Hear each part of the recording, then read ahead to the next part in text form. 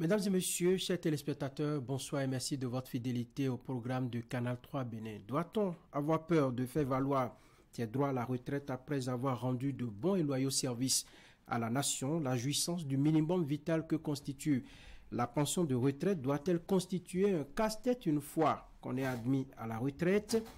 Quelles sont les réformes engagées par le gouvernement ces dernières années pour rassurer davantage les retraités en République du Bénin? Trois interrogations qui vont nous amener à passer en revue ce qui est fait par l'État béninois en faveur des retraités à la date d'aujourd'hui, d'évaluer ensemble les efforts qui sont fournis et de nous projeter dans l'avenir, pourquoi pas. Justement, pour comprendre tout cela et mieux informer les populations qui nous suivent en ce moment, nous avons en plateau deux des voix les plus autorisées qui sont mes invités ce soir. Je vous les présente très rapidement. Je démarre par la dame Zita Zenotin Dossada. Elle est la directrice des retraites et des archives.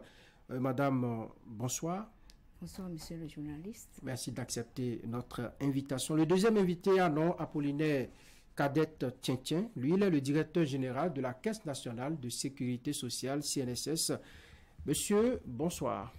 Bonsoir, monsieur Aounou, et merci de votre invitation. C'est nous qui vous remercions. Avec vous, nous allons passer environ 52 minutes. Conditions de vie des retraités du Fonds national de retraite du Bénin et de la Caisse nationale de sécurité sociale. Quelle avancée de 2016 à 2024? C'est le thème de cette discussion que nous allons mener ensemble. Toute première question pour mes deux invités.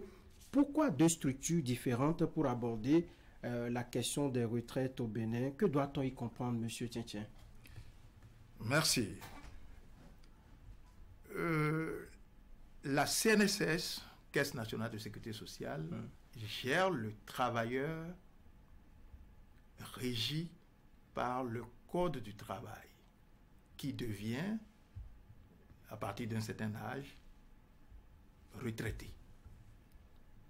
Et le Code du travail définit le travailleur comme celui qui, en contrepartie d'une rémunération, travaille pour une personne physique ou une personne morale, sous l'autorité de celle-ci, qui lui donne des ordres et qui peut le sanctionner en cas de non-respect de ces ordres.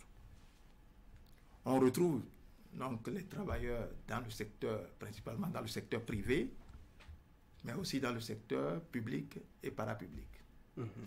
Par contre, le Fonds national des retraites du Bénin, FNRB, gère le travailleur à qui s'applique le statut général de la fonction publique, qui devient par la suite retraité.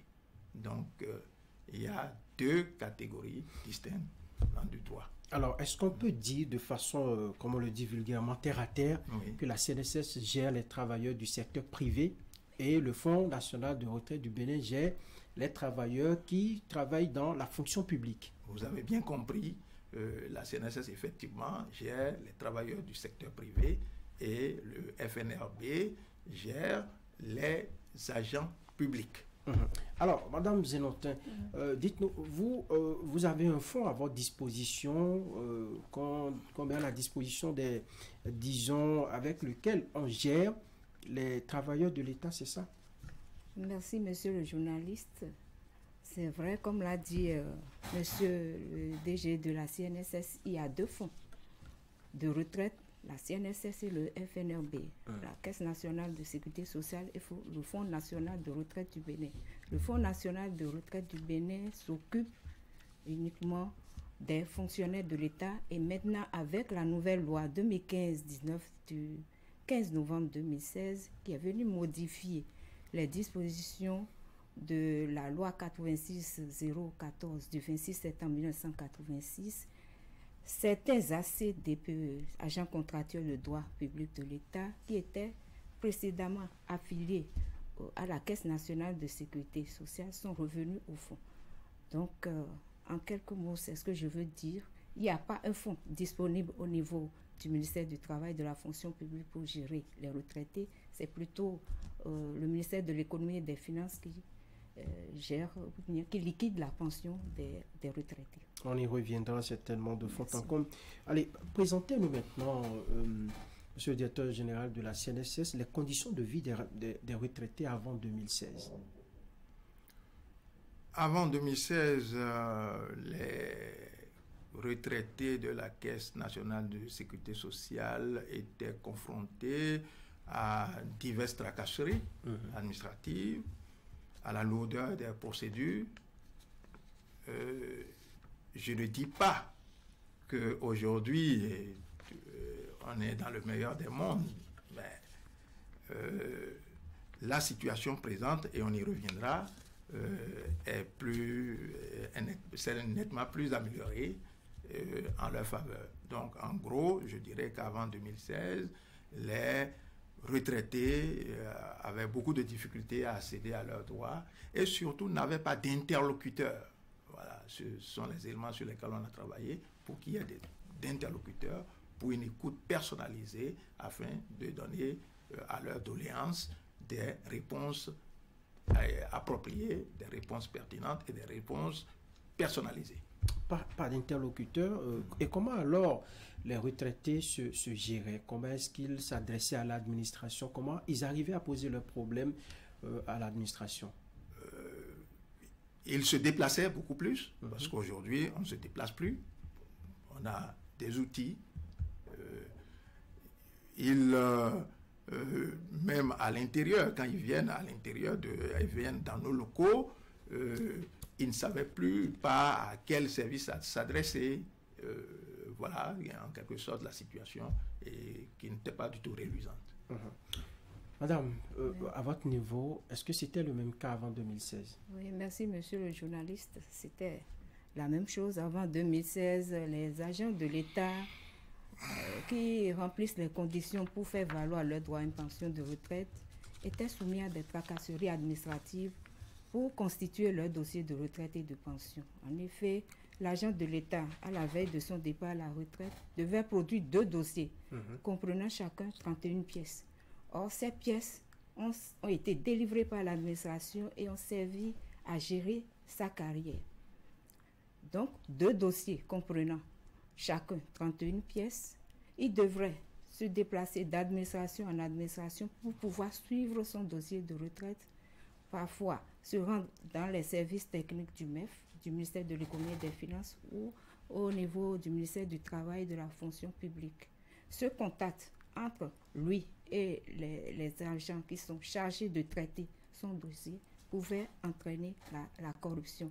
Parfois même l'agent de l'État, soit fauché par la maladie ou la mort, ne pourra jamais avoir la pension de retraite. Donc c'est conscient de toutes ces difficultés que le gouvernement du président Patrice Talon n'a cessé de mener des actions de réforme en matière de retraite et de pension depuis 2016. Merci. Alors, on entend souvent dire, moi j'ai entendu ça de plusieurs retraités ou des travailleurs, qu'on commence par préparer sa retraite le premier jour de sa prise de service. Qu'est-ce que les gens veulent dire par là? Qu'est-ce qu'il faut y comprendre? Parce qu'à la fin de sa carrière, à la veille de la retraite, on commence par se plaindre, je n'ai pas retrouvé telle pièce, et même au niveau des administrations, comme difficile de vous aider puisque les dossiers à composer n'étaient pas du tout complets. Merci, monsieur le journaliste. C'est vrai, la retraite se prépare dès le premier jour de la prise de service de l'agent de l'État. L'agent de l'État qui a pris service doit savoir qu'à un moment donné, il doit faire valoir ses droits à une pension de retraite. Et donc, ne doit pas normalement attendre la veille de son départ à la retraite avant de commencer par se préparer. La retraite, comme j'ai eu à le dire, se prépare depuis le début de sa carrière. Maintenant, par rapport aux actes, aux pièces à réclamer, aujourd'hui, on ne réclame plus de pièces à l'agent de l'État avant de le programmer. Nous allons peut-être y revenir plus amplement. Oui, mais comment ça se passe? Vous allez à la retraite le lendemain ou à la fin du mois qui suit, vous recevez votre pension, M. Tchétchen? Oui, c'est l'impératif légal. Et le président de la République en fait une exigence parce qu'il se produit ce que nous appelons la rupture de revenus d'activité.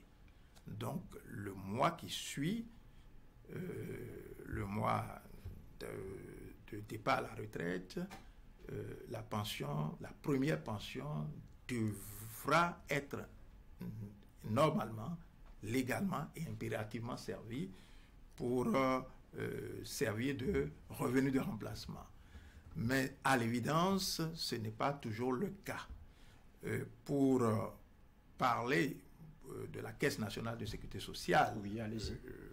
Dans cette matière, c'est que avant, on accusait des délais assez longs. Mais il faut reconnaître qu'il y avait beaucoup de défaillances. Les archives n'étaient pas correctement tenues.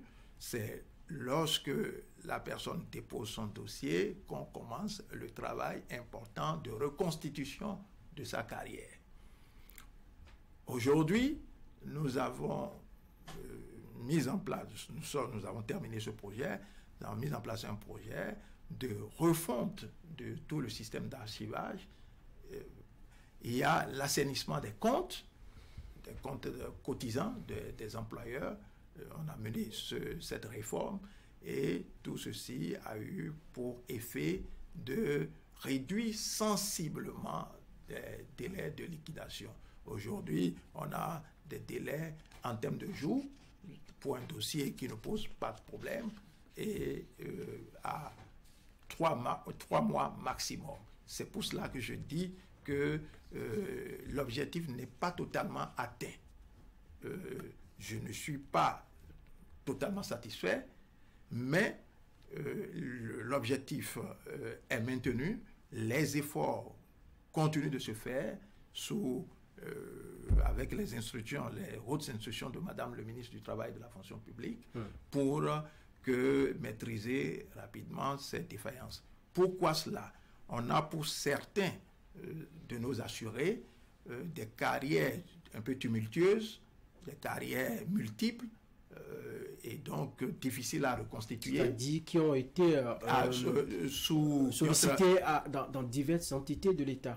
Non, pas de l'État forcément. Oui, pas de la Caisse nationale de sécurité sociale, qui ont travaillé dans plusieurs structures.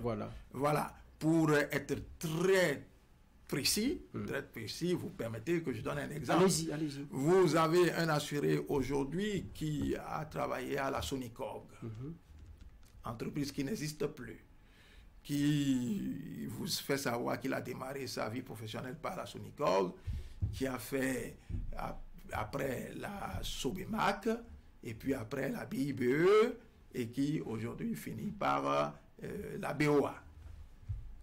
Nous sommes en 2024, où retrouver les listes nominatives, les documents le concernant qui avaient été produits par la Sonicog à l'époque. Ces documents n'existent peut-être plus, ont été peut-être détruits par le temps, ou peut-être même que la Sonicog n'avait pas fourni ces documents.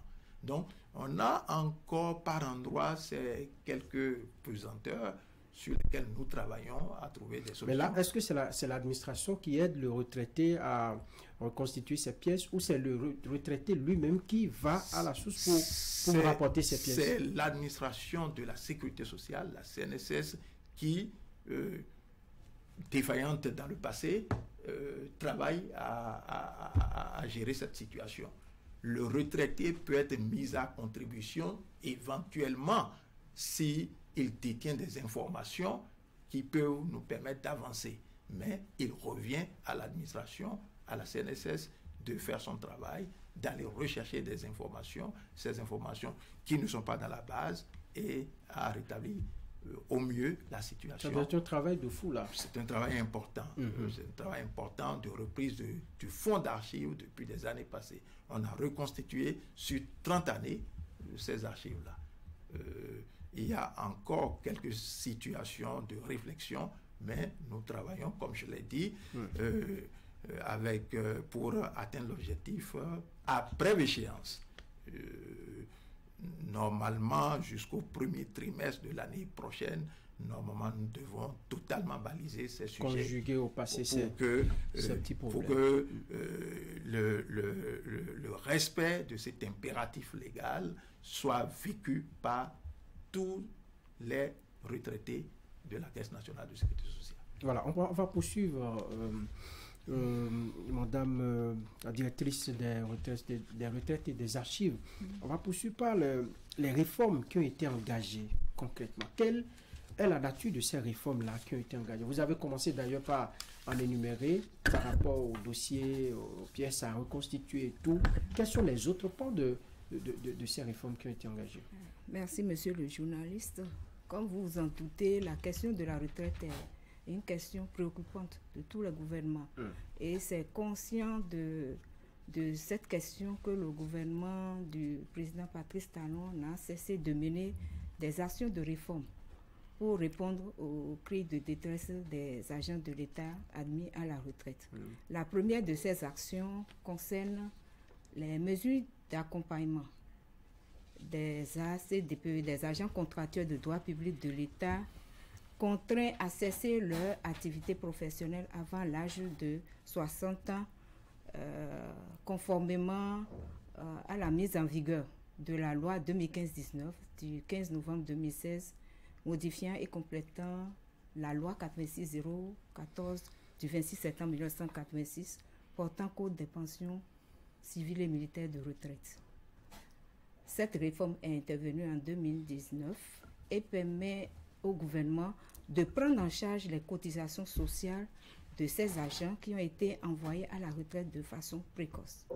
La deuxième réforme concerne les nouvelles modalités de liquidation automatique de la pension de retraite. Grâce à cette réforme qui est intervenue en 2020, l'agent de l'État admissible à la retraite ne produira plus, sinon ne produit plus de dossiers avant d'entrer en possession de ses actes d'admission à la retraite ni de sa pension. Et la pension est disponible le premier jour du mois qui suit la date de son départ à la retraite. J'ai entendu une terminologie, la liquidation des pensions à votre niveau. Qu'est-ce que ça veut dire? Comment tout cela se passe? La liquidation des pensions, c'est l'ensemble des actions, des actes produits par divers agents. C'est un processus, ça décrit le processus de détermination de la pension et de mise en paiement de la pension. D'accord. Alors, pour les agents qui évoluent dans le secteur privé, quelles sont les réformes qui ont été menées pour leur faciliter également la tâche, comme le disait tout à l'heure Madame Zenotet, qui a commencé par énumérer ce qui a été fait pour ce qui concerne les agents de l'État? Du point de vue de la Caisse nationale de sécurité sociale, ces 8 dernières années ont été marquées par 3 axes d'amélioration. Oui. Je les citerai et si vous m'en donnez le temps et l'opportunité, je reviendrai un peu en détail sur... Pourquoi pas? Allez-y. Alors, le premier axe d'amélioration est le renforcement du cadre juridique de la protection sociale au Bénin. Le deuxième, c'est l'amélioration continue de la qualité de service. Et le troisième axe, enfin, c'est l'amélioration du pouvoir d'achat des retraités. Revenant au premier axe, le cadre juridique, je voudrais souligner, on ne le dit pas assez, c'est le gouvernement du président Patrice Talon qui a ratifié la Convention 102 de l'Organisation internationale du travail. En matière de sécurité sociale, c'est un test important.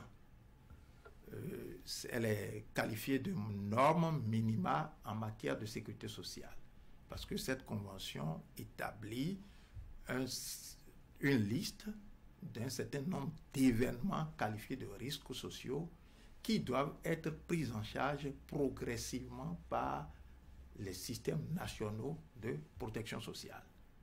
Alors donc, par cette ratification, le gouvernement démontre son engagement à la réalisation du droit de tout être humain à la réalisation d'êtres humains à la sécurité sociale. Et ça, c'est en droite ligne de la Déclaration universelle des droits de l'homme et du Pacte international sur les droits économiques, sociaux et culturels. C'est important de le souligner. Le gouvernement a ratifié le traité révisé de la conférence interafricaine de la prévoyance sociale, CIPRES. Cette conférence est l'organe de régulation dans la sous-région du secteur de la sécurité sociale. Et le Bénin est membre. Donc, en ratifiant le traité révisé, le gouvernement réaffirme son engagement à la coopération sous-régionale en matière de sécurité sociale et a puisé tous les éléments de cette coopération sous-régionale pour renforcer les systèmes nationaux de sécurité sociale. Et aussi, ça a une dimension importante, c'est la protection des travailleurs migrants. Parce qu'il y a bon nombre de nos compatriotes qui travaillent dans d'autres pays, au Togo, en Côte d'Ivoire, au Niger, au Sénégal. Oui. Alors, donc, ils travaillent sous différentes législations de sécurité sociale. Comment, à un moment donné, on les protège, que ces gens doivent, à un moment donné, avoir, s'ils atteignent l'âge de la retraite, ils doivent pouvoir bénéficier de leur... Comment est-ce que les CNSS, les organismes de prévoyance sociale de ces pays se parlent, coordonnent pour que le Béninois qui est passé, par exemple, dans ces pays-là, revenu passer ses vieux jours à Cotonou, puisse avoir droit à une pension sans trop de tracasseries. C'est en partie, entre autres, ce que cette... pour ce qui est du renforcement du cadre juridique. Voilà, maintenant, pour l'amélioration... Alors, non, Jean, je vous permettez, c'est important. C'est important. Là, nous sommes sur les réformes, c'est important de le dire.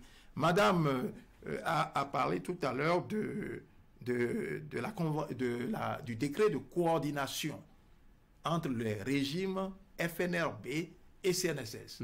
Ça participe du renforcement du cadre juridique. Et c'est important de le dire. Allez-y. Parce que, avant 2016, les deux régimes ne se parlaient pas.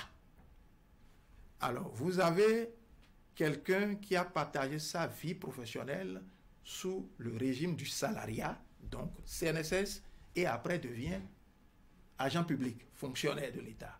Donc, il a cotisé, on a cotisé pour lui dans le régime CNSS, après, il a cotisé dans le régime FNRB.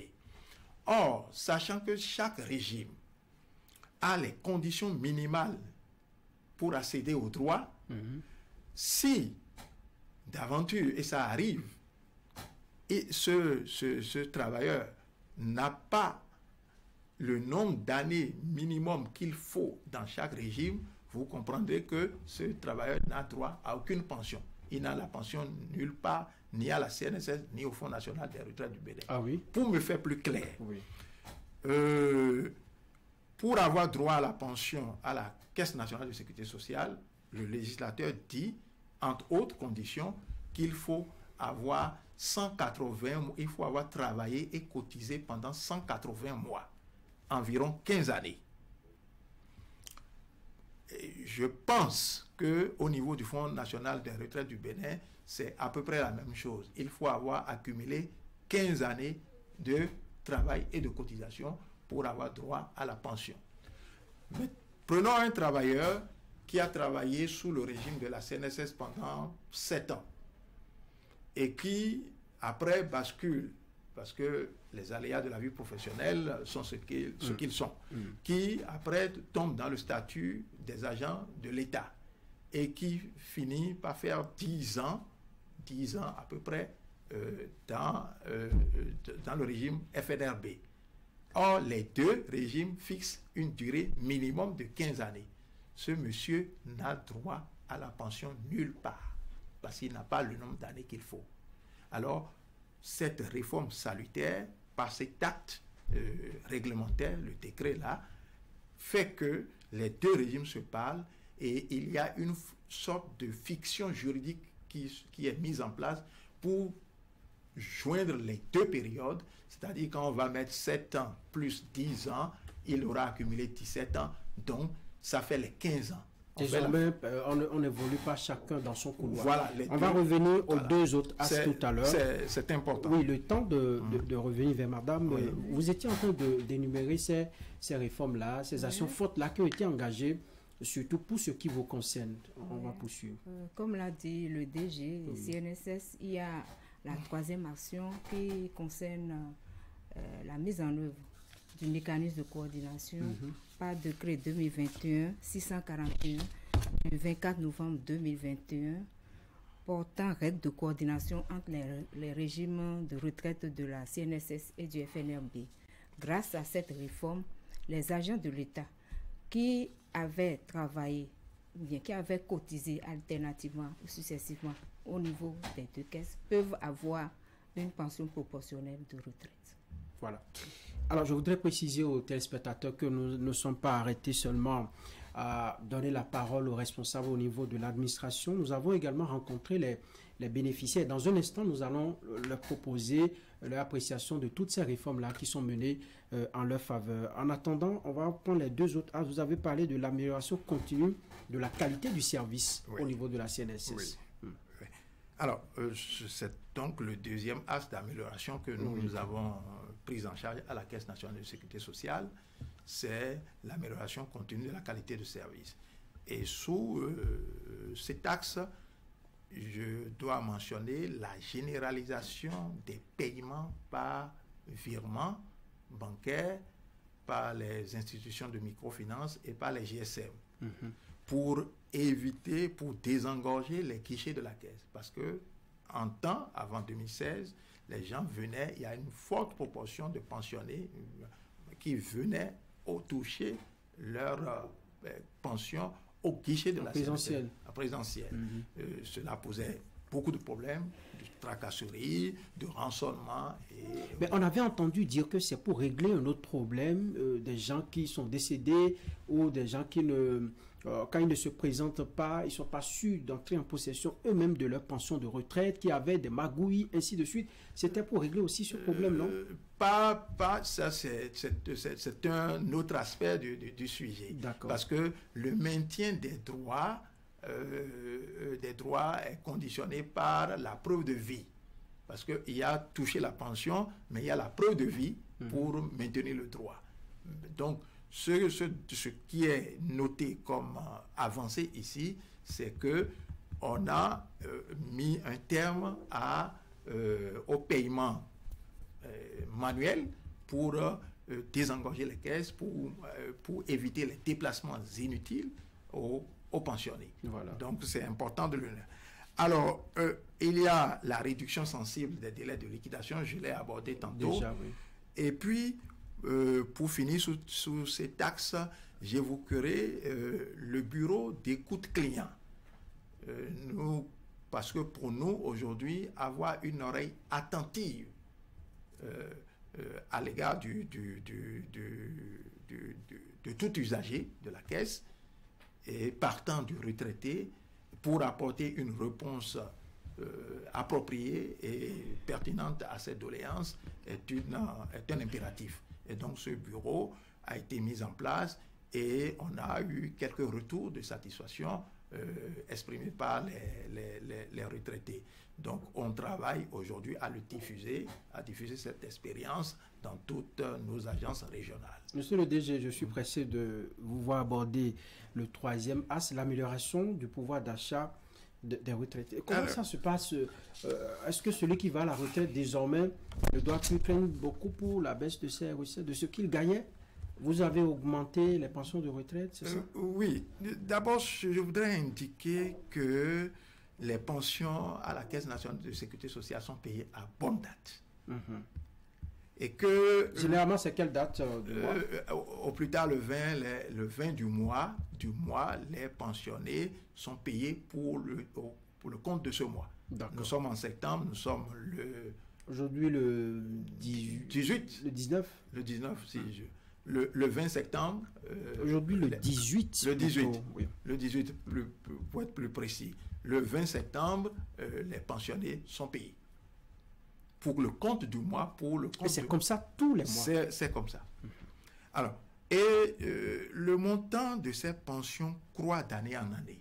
Il est important que les téléspectateurs sachent ce qui se passe et l'importance du flux diffusé dans l'économie. Alors, ça a été toujours ainsi ou c'est de 2016 à aujourd'hui en 2024? J'en viens. Bon, j'en viens. Les chiffres sont plus parlants.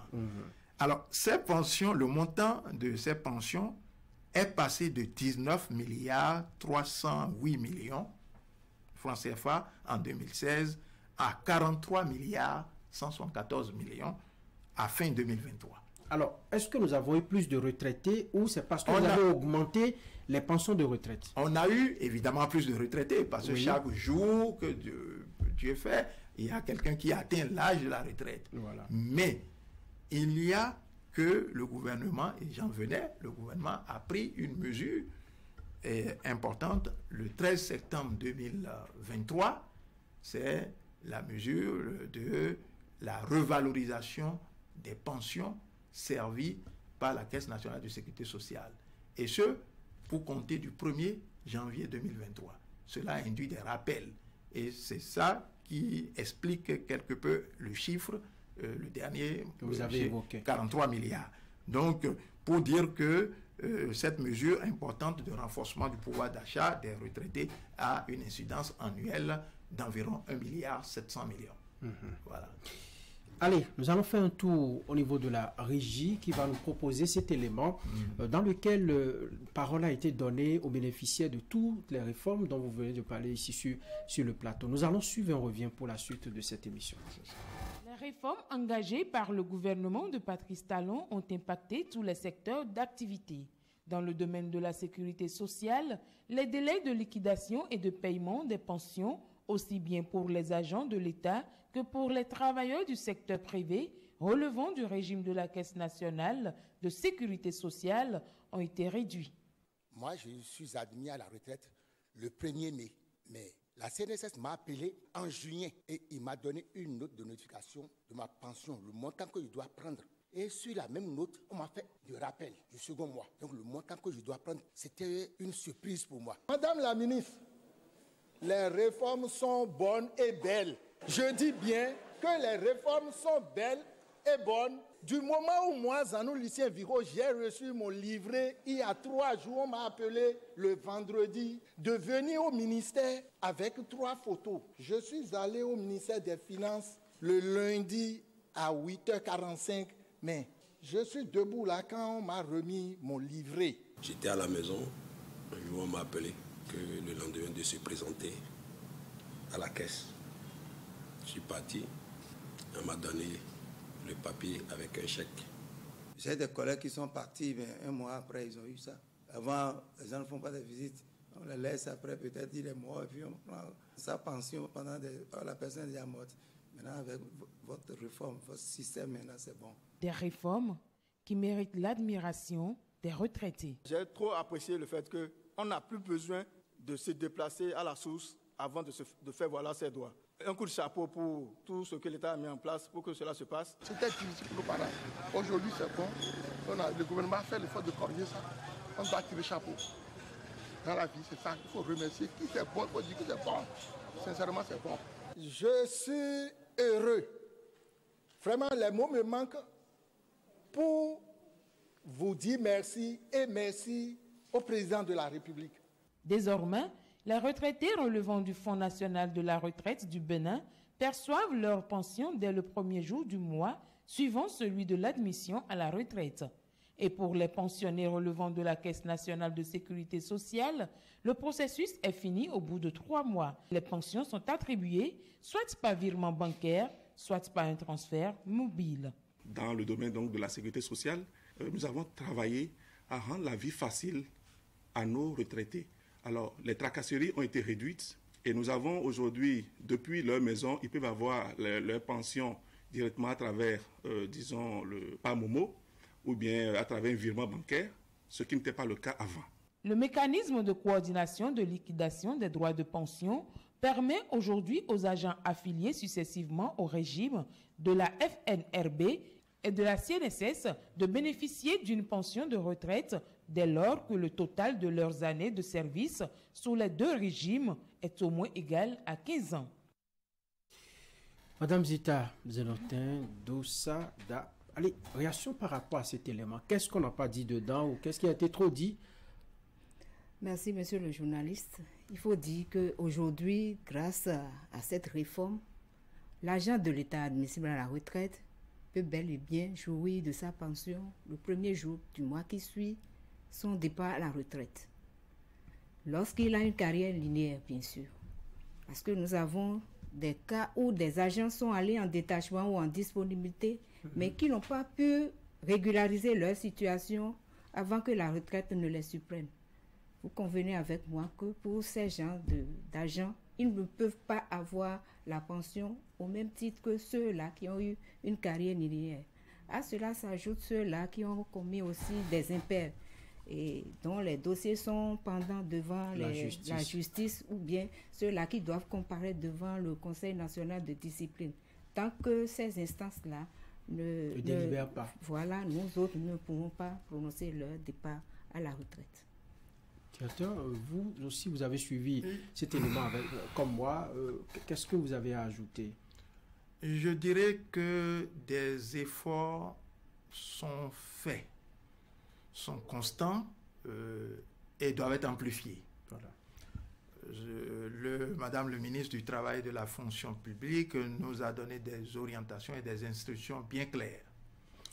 Tant qu'il y a quelqu'un qui n'a pas eu sa pension le mois qui suit le mois de son admission à la retraite, on n'est pas au bout de la tâche. Ces témoignages sont bien encourageants, mais le travail continue. Voilà mon sentiment. J'aime bien le mais. Le mais, tout est bien beau dans cet élément. Voilà. Dites-nous, dans la réalité, dans la pratique, quelles sont les difficultés qu'on vous répercute en tant que responsable, qu'on vous signale ou que quelques retraités encore soulèvent et qui sont portés à votre endroit? Nous avons encore, je l'ai dit tantôt, des points d'amélioration sur la carrière des travailleurs. J'ai donné un exemple précis il y a quelques minutes. Donc, même en reprenant les archives, ce n'est pas tout qu'on a pu rattraper parce que les documents ne sont plus là et les structures ne sont plus également là. Voilà, ça c'est clair. Nous sommes aussi confrontés à des situations de non-déclaration et de non-paiement des cotisations par les employeurs. Donc, quant à la liquidation du dossier, on découvre ces situations creuses, ces situations de non-régularité. Il est nécessaire d'investiguer. Et il y a le temps nécessaire à l'investigation qui peut jouer sur le délai de traitement. Et donc, ce sont ces éléments sur lesquels nous travaillons pour que, à très très brève échéance, on puisse observer la même règle pour tout le monde. Alors, que vous permet de faire la loi pour tenter de prévenir ces genres de situations? Vous avez un établissement ou une administration privée qui ne verse pas les cotisations pour ces travailleurs. En fin de compte, on remarque que rien n'a été fait. Qu'est-ce que vous faites en amont pour essayer de ne pas mettre ces agents-là dans ce genre de situation une fois admis à la retraite? Vous touchez de façon générale la problématique du non-respect de la législation de la sécurité sociale par les employeurs. C'est une situation, c'est une réalité que nous ne pouvons pas nier, mais la CNSS n'est pas restée bras croisés. Aujourd'hui, les contrôles employeurs sont intensifiés. On a un plan de quadrillage pour contrôler toutes les entreprises au moins une fois sur 3 ans. C'est l'indicateur qu'on a pour toutes. Voilà. Et donc, ces contrôles sont l'occasion de rétablir les bonnes situations, de rattraper les cotisations qui ne sont pas versées en temps. C'est vrai que certains employeurs, certaines entreprises vivent ça comme une traque, mais c'est pour la bonne cause. Est-ce que les employeurs du privé sont respectueux de la législation en la matière? On a des points de faiblesse par endroit et on travaille il vaut mieux se projeter positivement, on travaille parce que le non-respect de la législation en matière de sécurité sociale est dû à plusieurs facteurs. On a des situations de méconnaissance pure des tests. Donc, à l'occasion des contrôles, les contrôles constituent une occasion privilégiée de conseil, parce que les entreprises ont aussi besoin de conseils pour bien observer. Elles ne savent pas, elles n'ont pas bien déclaré, il y a des situations de sous-déclaration, donc on aide à rétablir les comptes. Donc, et aujourd'hui, le contrôle a pris une dimension importante, c'est-à-dire, par exemple, on fait les contrôles conjoints avec la Direction générale des impôts. On l'a fait suffisamment, et avec l'inspection du travail. Donc, il y a ces contrôles conjoints qui permettent de cerner l'information dans sa globalité. Donc, les dénonciations peuvent parvenir de toutes parts. Alors, cela me permet d'embrayer sur le partage d'informations entre administrations. C'est un élément important pour maîtriser les employeurs. Aujourd'hui, les administrations se parlent plus et se parleront mieux avec le processus de digitalisation qui est en cours, de toute l'administration publique qui est en cours. Aujourd'hui, la CNSS peut avoir droit aux fichiers, peut croiser ces fichiers avec la Direction générale des impôts, peut appeler la douane aux fins de contrôle, peut s'appuyer sur des données à l'ANIP, par exemple, et à la pièce. Il y a une synergie d'action. Il y a une grosse synergie d'action qui se met en place pour pouvoir mieux maîtriser le portefeuille des employeurs. Madame. Et pour finir sur la question totalement, si vous le permettez, nous comptons aussi sur la collaboration des travailleurs. Parce que des fois, et malheureusement, il faut le dire, ils contribuent à la situation de non-déclaration en couvrant l'employeur. Voilà. Et la précarité de l'emploi aujourd'hui. Ça peut t'expliquer, mais la CNSS a mis en place une cellule d'analyse des plaintes qui fait qu'on n'ira pas dire dans une entreprise que c'est elle qui est venue. Voilà, vous voyez un peu ce que je dis. Vous protégez vos sources d'information. Voilà, en effet. D'accord. Merci. Allez, les résultats auxquels on a abouti avec ces réformes, vous en avez parlé largement au cours de cette émission.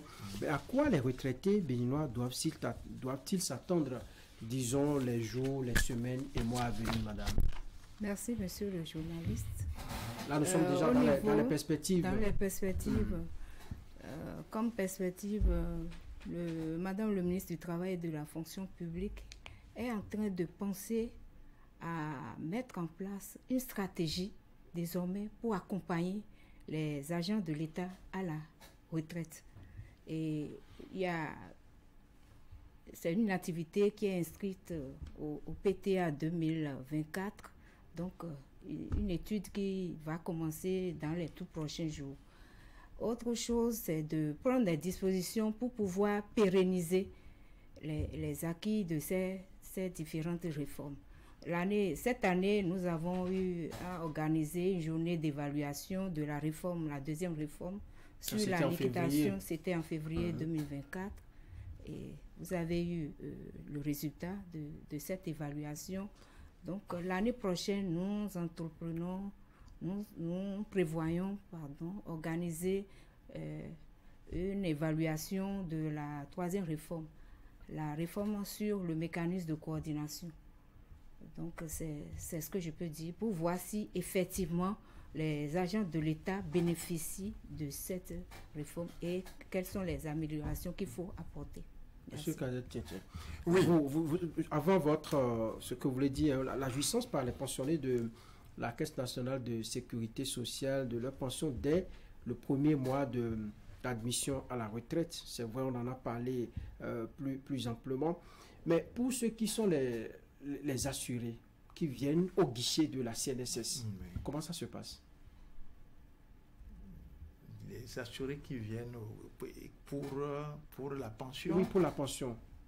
Non, il n'y a plus d'assurés qui viennent au guichet pour percevoir ses droits. Ça, c'est réglé. C'est réglé.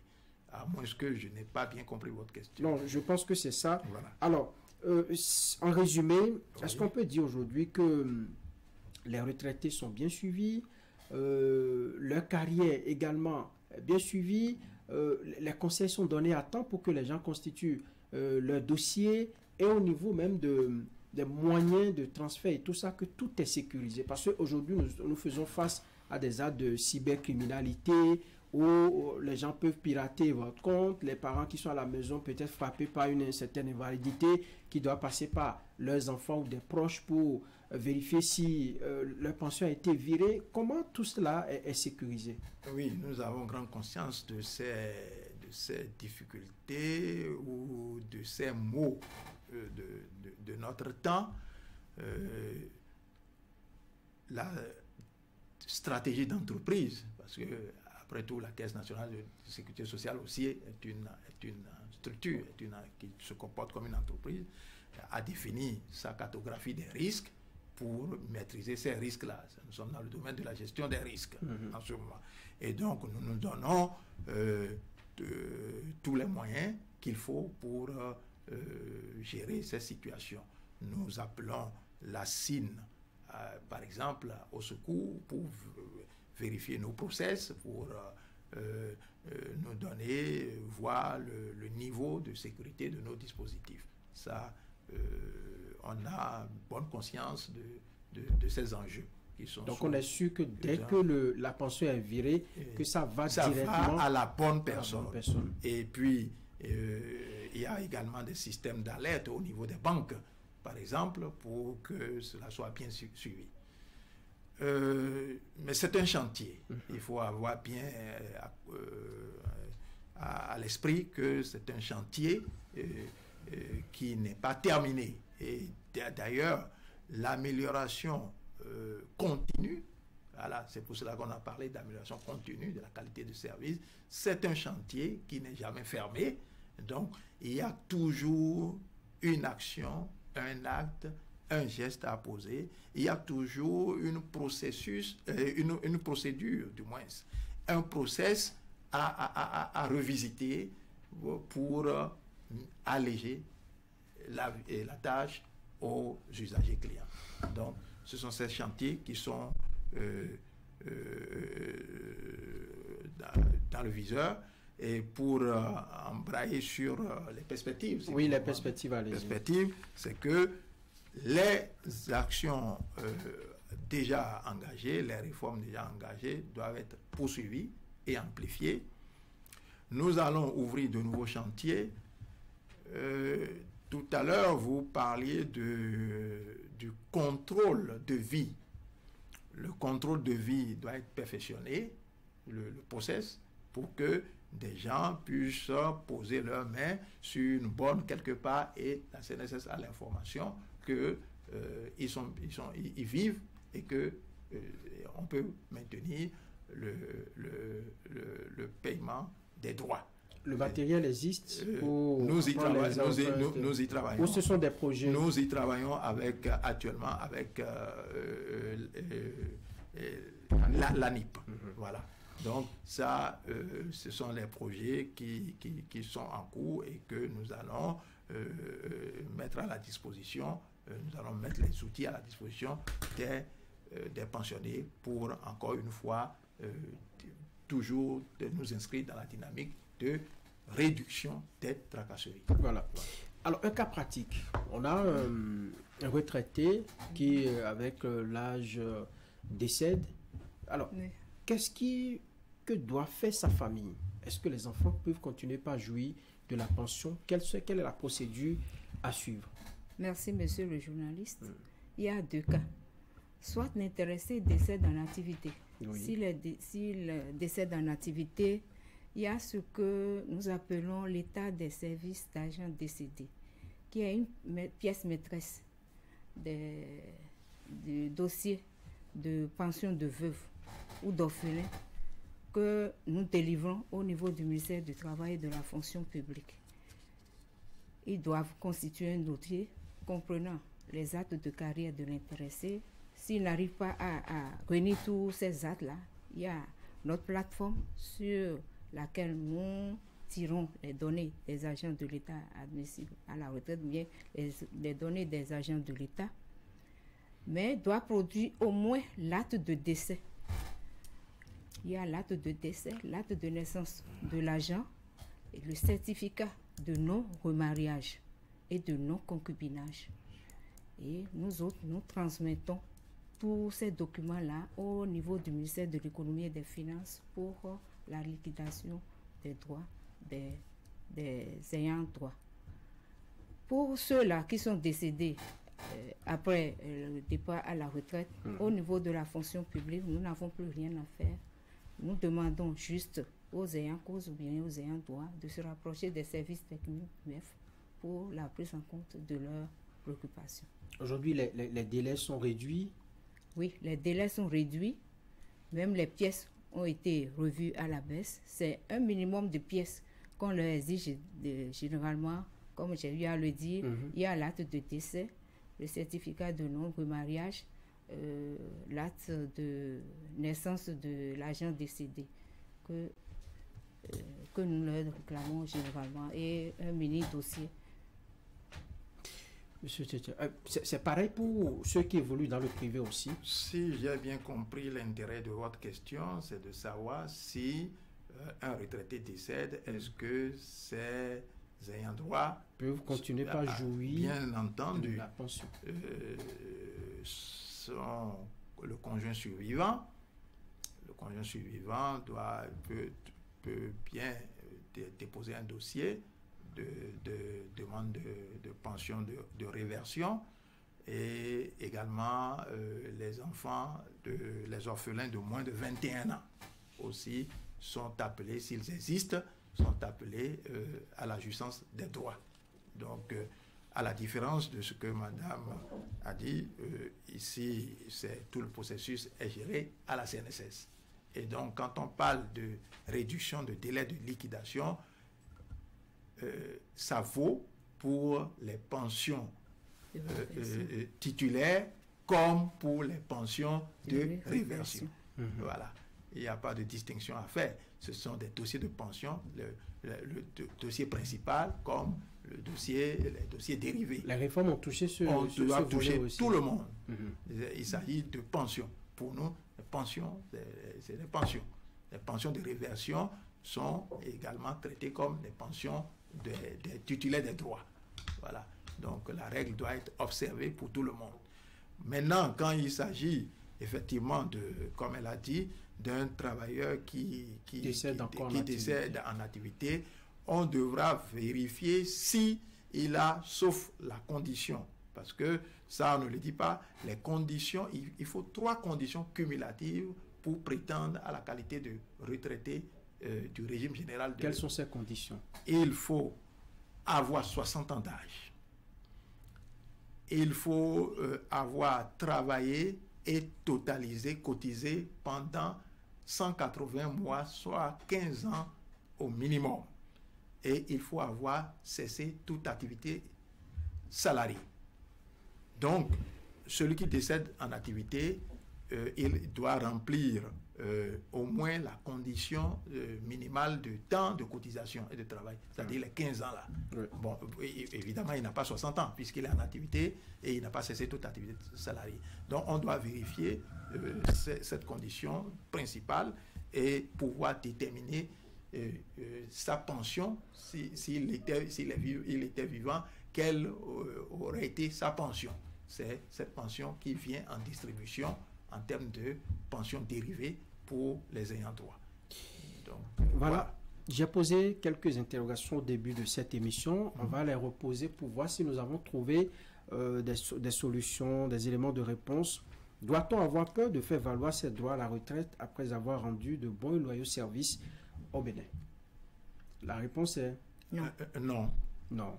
Non, parce que le chef de l'État, et en ce qui nous concerne, nous les deux qui sommes sur le plateau, le ministre du Travail et de la Fonction publique, en font un impératif que nous devons absolument tout faire pour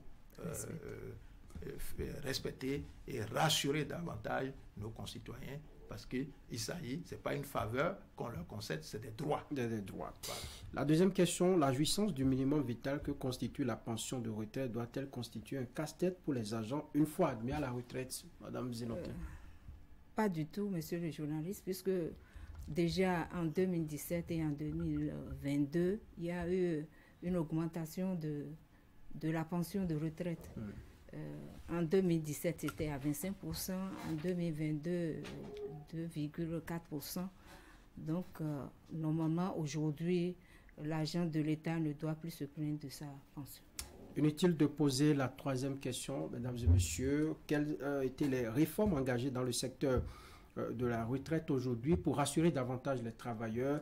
Je crois que nous en avons discuté amplement avec Zita Zénotin Dossada. Elle est la directrice des retraites et des archives. Madame, merci pour votre disponibilité. Merci, monsieur le journaliste. Si vous me permettez, oui, il y a eu une réforme au niveau du ministère du Travail et de la Fonction publique. Aujourd'hui, la direction des retraites et des archives a été transformée en département. Donc aujourd'hui, on parle en termes de chef de département et non de directrice des retraites. Voilà, je reprends alors Zita Zénotin Dossada, chef de département des retraites et des archives. Merci. Voilà. Et puis en face de vous, on avait monsieur Apollinaire Cadette Tchentchen. Lui, il est le directeur général de la Caisse nationale de sécurité sociale. Monsieur Tchentchen, merci pour votre disponibilité. C'est moi. Et nous sommes prêts à revenir. À revenir pour aborder d'autres aspects. Parce qu'il y a beaucoup de chantiers qui sont ouverts là. Il faut continuer à rassurer sur la base d'évidence, de preuves concrètes, nos concitoyens et plus spécialement les retraités. Voilà qui est bien dit. Merci, mesdames et messieurs, de nous avoir suivis sur cette émission spéciale consacrée, disons, à la situation des retraités en République du Bénin, les réformes qui ont été engagées par le gouvernement du président Patrice Talon de 2016 à 2024. Merci à toute l'équipe de réalisation et surtout à l'équipe de la communication du ministère qui nous a aidés à préparer cette émission. À très bientôt et merci de suivre les programmes de Canal 3 Bénin.